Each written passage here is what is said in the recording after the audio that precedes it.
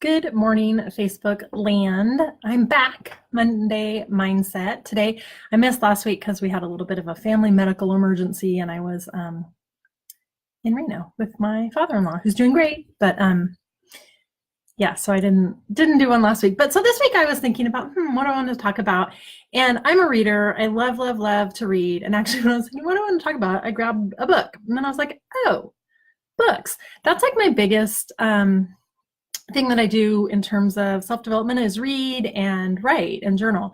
And so I thought maybe I'd share some of my favorite books, and hopefully you can get some, if you're a reader and you like them, hopefully you can get some ideas or wisdom from some of these books. So these are in no particular order, but I think I grabbed like 10.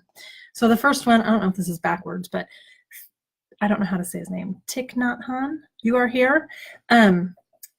Discovering the Magic in the Present Moment. And this is, he's just great. He's a monk from Vietnam, and he was exiled, and Oprah's interviewed him. He's this really gentle soul. And actually, if you can listen to an interview from him, I'm sure they're on YouTube or wherever, or on podcasts. Awesome book about being in the moment and being grateful, and a little bit on how to meditate too. It's a fave. Let's see. Oh, here's another one on being in the moment. The Power of Now by Eckhart Tolle. And this is kind of a funky book, but it's I like it. Actually, I just reread it. I have this one in hard copy. I have it on Audible. I love it. Hey, Lori. He talks about being in the now, being in the present moment, being right now, and getting out of your head. I tend to really live in my head, and I overthink things, and so just getting back like to your breath, to the now, to the present moment, and being where you are with the people that you're with, and listening and engaging, and not like living in your own little world, like, oh, I could be doing this or that or whatever.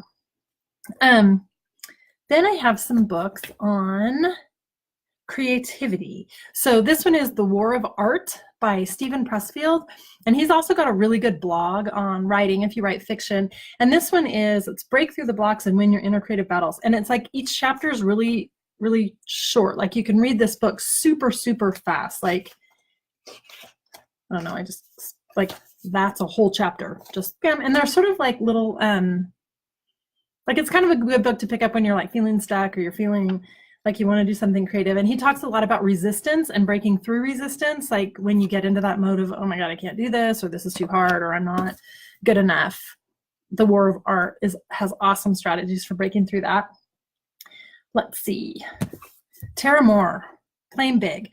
I read this actually last spring. I just read this last summer. I heard her interviewed on a podcast, and she's this really bright woman. And she talks a lot about what we as women, it's really directed toward women, and how we kind of diminish ourselves, and we don't speak up, and we're afraid to put ourselves out there because of how we might be perceived. And she has some really cool strategies, and really just some good insight into getting past that and kind of breaking through some of those blocks, like unhooking from praise and criticism. If you are one who really likes, oh, good job, or like, why do we do that? And so much of it is learned as when we're children. And she's like I think she's a psychologist, or no, she has an MBA from Stanford and a BA in Lit from Yale. So she's another literature girl. That's probably why I connected with her. Anyway, super good book, Playing Big. Here's a classic that I've read several times, Man's Search for Meaning by Viktor E. Frankl. And this is a super short little, it's almost like a little pamphlet. And Viktor Frankl was in a concentration camp, and he talks a lot about hope, and how as people had hope when they were living in the concentration camps, that's kind of what kept them going. He was a psychiatrist, and he went into the concentration camp. His whole family was killed. It was a horrible, horrible story. And he watched and studied. I mean, that's what he was while he was in there in the camp. And I can't remember what camp he was at, but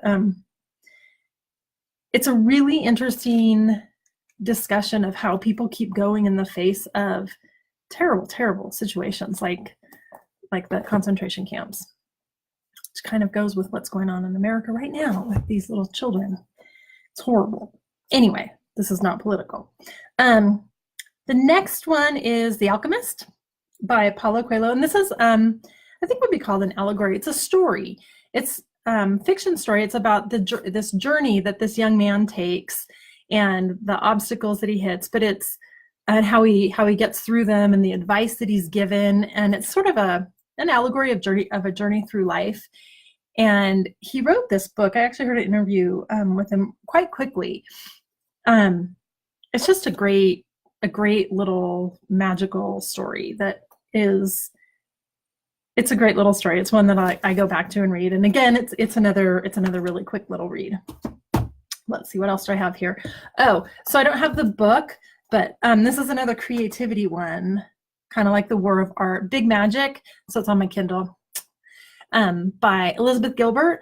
And it's the best book if you want to do anything creative, if you're writing, if you're an artist, if you are just a creative soul, whether it's your business or whether it's your, a passion that you have that you want to do.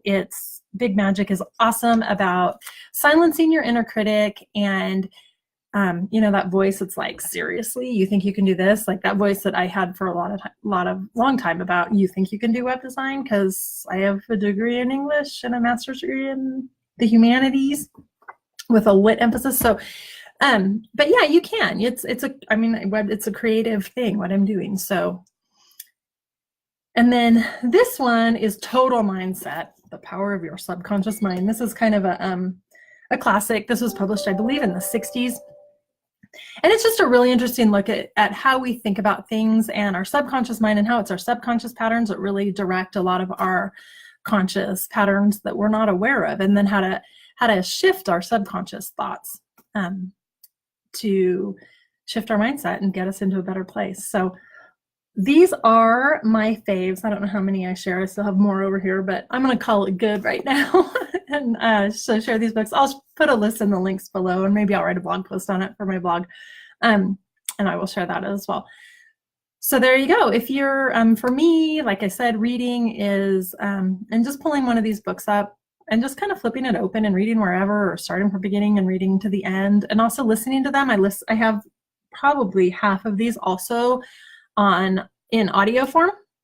And so when I'm going on a walk or whatever, I will listen to them as well. And since they're nonfiction, often when I'm rereading them, I'll get totally new things out of them. So if I read something and then a couple years later, I'll read it again and I'll get something different out of it. So kind of fun, enjoy, grab a good book. It's summertime, so sit out on your patio with a book or on the beach or camping and enjoy yourself and have a great week.